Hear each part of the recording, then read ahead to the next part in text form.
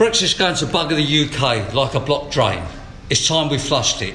So I attended the KMTV hustings event the other day. I say attended, I was supposed to be invited as a candidate, but they apparently forgot to invite me as an independent candidate. Anyway, I made a bit of a fuss and got into the event and was reasonably happy that I simply ended up being an audience member because I think it was a fairly dull set of hustings. But I did ask the Reform Party, RWF, a question about Brexit and migration or immigration, and I was absolutely gobsmacked at the answers that he gave, or the lack of answers, and more particularly by the barracking from the mob that he brought with him. So here we go. Sure. I'm Peter Cook. I'm standing as the independent candidate here. There weren't enough chairs to go round, even though Raymond's not here. So okay. Thank you for the question about Gaza. I myself say with Kate, immediate ceasefire. There's no reason to have wars. There's two other elephants in the room. One is climate, which you may come on to. The other one is Brexit. It's contributed 4.5% GDP loss to the country. It's ruining Britain. It's weaponised racism. I'm sure this gentleman is very nice, but his boss runs a racist party. Yes. I'm sure this gentleman's very nice. So let me finish the question. The question is... Can I tell you? The question... I'll speak, if you don't mind. The question is, what will the panel do about Brexit? Okay, thank you. Because he pointed at me, I would like to say, of course, was not a Brexit racist, because here I am a coloured person. How can you be racist? Can't be racist. Your colour of your skin does not mean you cannot be racist. Okay. Let's You don't need to tell a brown person how to think. I'm sorry. Okay, hold on. We'll stick to the panel. Thank you. So, Rizvi, over to you. What would you do about Brexit? Do you think there's a problem with the... About what? Sorry, I did. What would you do about Brexit?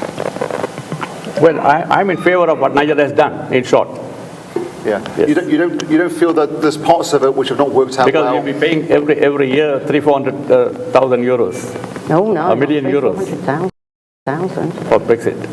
So, because so many other countries, they don't have any problem like even BRICS, for instance. You can import, export from any country, you pay the taxes. That's it. And you add to the customer. That is all. It's not a big deal. Okay. Nishaba. So I was a Remainer. I voted to remain in the European Union. That's what I campaigned for as well. But obviously that referendum happened and the vote was to leave the European Union. So I accept the results of that referendum, and that's what the Labour Party have also said. We've got no intentions of rerunning that. Personally, I think that I can understand why some people voted to leave, and I can also see that from walking around the communities that I live in, speaking to people who felt like they weren't necessarily seeing the benefits of being part of Europe, so I can understand why people took that decision. As I say, it wasn't something that I agreed with. What I think we now need to do, though, is have a better relationship with the European Union, not necessarily as part of it, but certainly as trading partners, as people that we work with, and also in terms of opportunities for young people in the future as well. I think we need to find a way to mould that, and unfortunately what's happened with the previous Tory government is that they, after saying they had this oven-ready deal and pushing it through, actually just stomped all over any opportunities to do that. And I'll give some examples. I do a lot of work around housing, and one of the areas where it has had an impact is in terms of the cost of materials and how we import them across Europe. It's also had an impact on some of the cost of food. So we do need to look at these things a bit better and work better with our partners across Europe, but we're not suggesting rerunning a referendum. I understand that we've had that democratic vote. Thank you. I really think that Nishuba is a fantastically good Labour candidate, and she was very honest as well about voting to remain and how she thinks Brexit is a big mistake. But of course, she has to take the party line. So my argument is not so much with her, but with her boss, Keir Starmer. And she categorically pointed out the thing which Labour shills don't understand, that we are not going to rejoin under Labour. So Brexit is done. Of course, this is rubbish. Brexit is far from done. It's actually doing a lot of damage to us. 4.5% GDP loss every year into perpetuity. That's like trying to swim the channel with a block of concrete around your neck.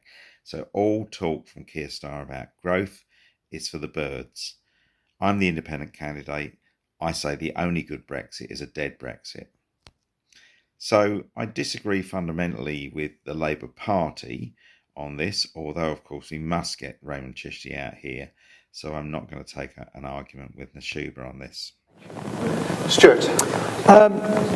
Brexit was a very divisive attitude. It literally split my family up. I voted to remain. My dad voted to leave. It was very admirable, and I asked him, why. He actually spent 5-6 years working in Europe, paying for our houses by working for Europe. So I was sort of surprised when he said that, and he said because he didn't feel right in Europe anymore. He didn't feel that, and I think that's the problem.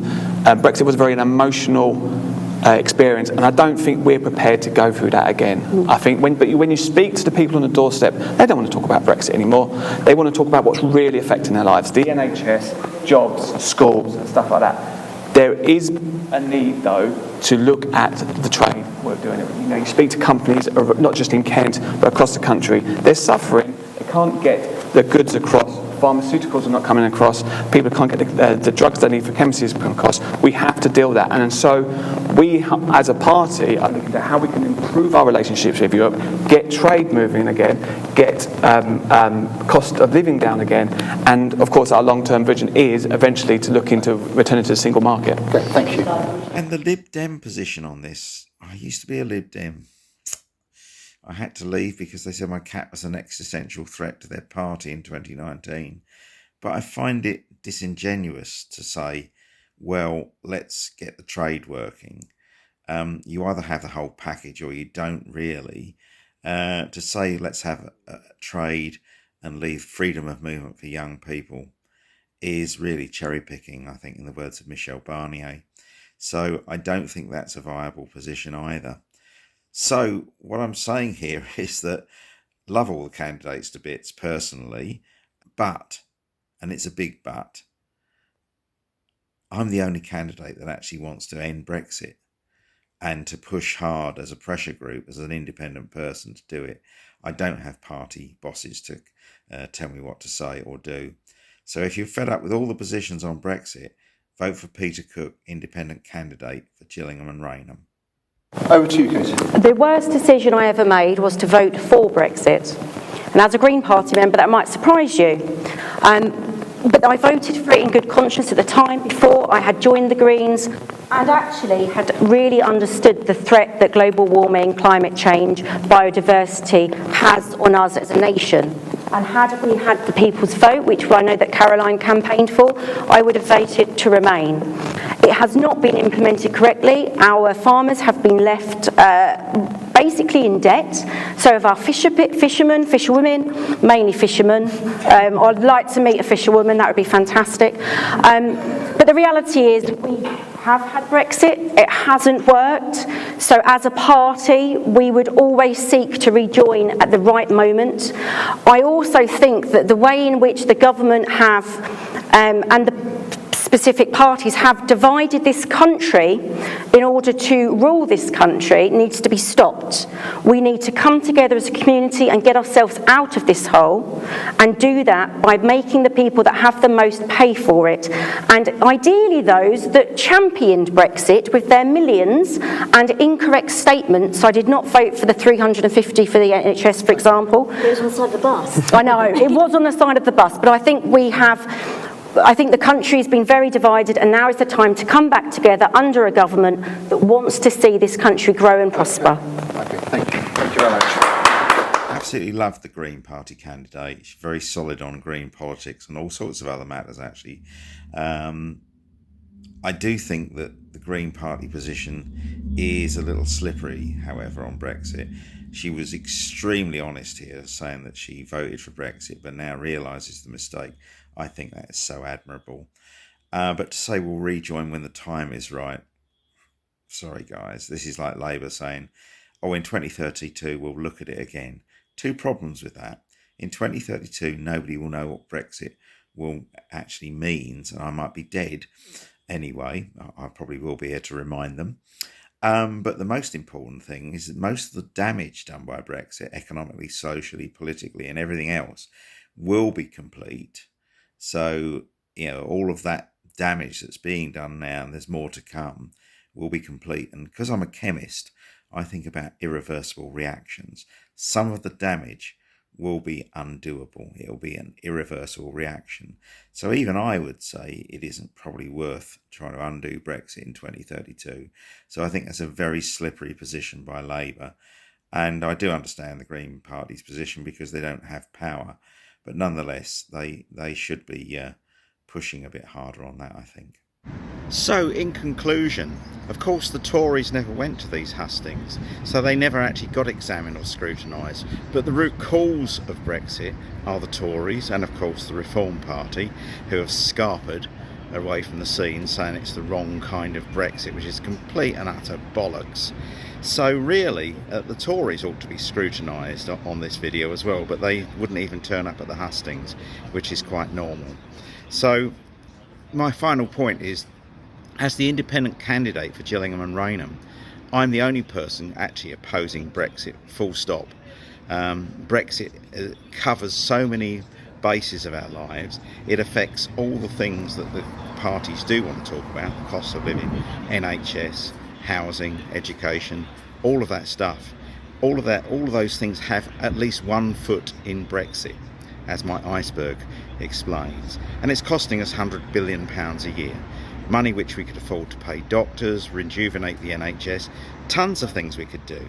We could start to talk about growth if we got the 100 billion back every year. And it's 40 billion in taxes as well. So this is costing the earth, literally, and killing Britain. I mean, the only thing bigger than Brexit, because Brexit is a national disaster, is climate change, which is a global catastrophe. So Brexit is our issue, and all the things that we want to talk about, even down to potholes, they stem from austerity and having no money to do anything. Anyway, so break Brexit before Brexit breaks Britain is my message. Peter Cook, independent candidate for Rainham and Gillingham, or Gillingham and Rainham. Brexit's going to bugger the UK like a blocked drain. It's time we flushed it. Bollocks to Brexit. Brexit, Brexit, Brexit. Have a corona. Well, I've been going down a Brexit food bank for a while Jacob Rees-Moggy's dining at